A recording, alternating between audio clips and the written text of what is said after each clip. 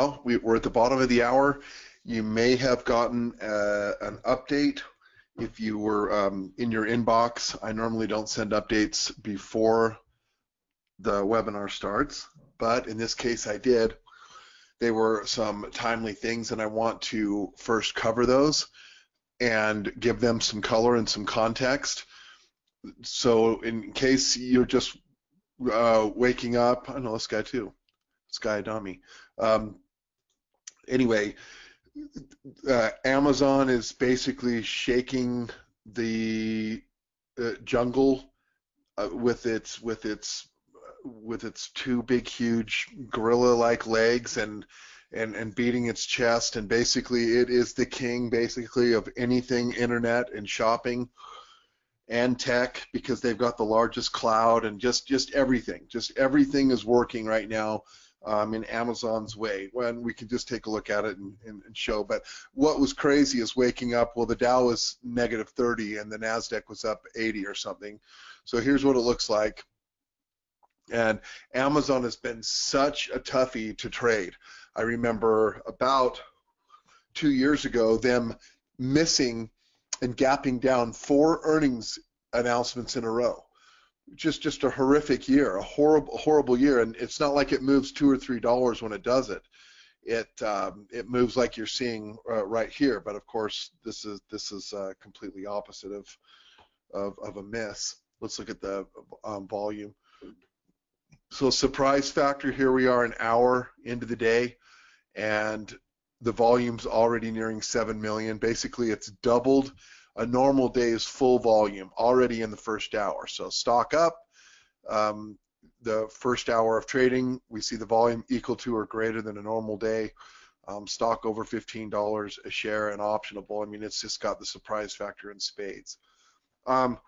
So this rules and dictates quite a bit. Google is out too, and that's a very similar move. And if you ever wonder about the 80-20 thing, where 80% of the capital is pushed around, or the volume's pushed around by the institutions, all you have to note is that some of the bigger, more meaningful stocks out there, Google being one, Amazon being one, Priceline, they're all over $1,000 a share.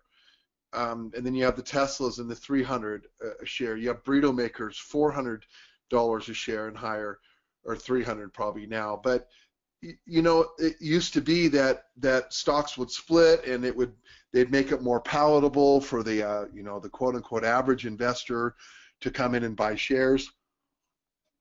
And nowadays that just seems to be silly.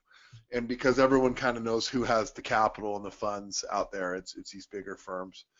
So so that's kind of a backdrop. And then we look at Align, and we knew when the next earnings announcement was going to come out.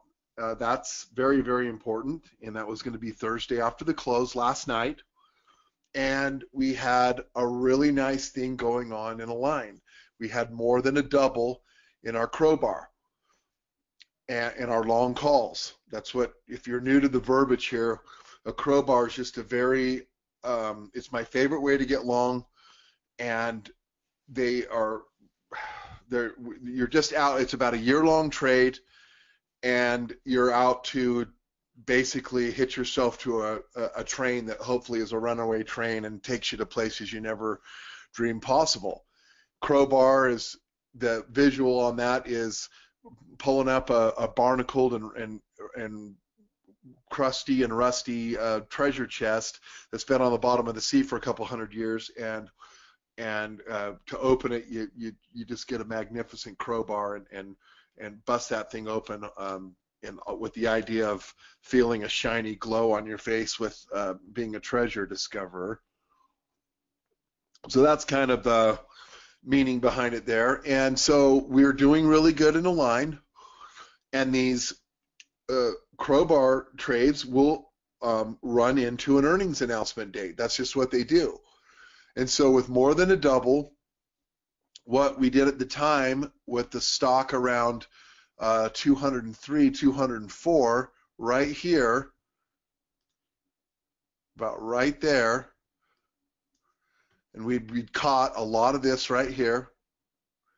So we've got a more than double going in our long-term call options, and earnings is coming up.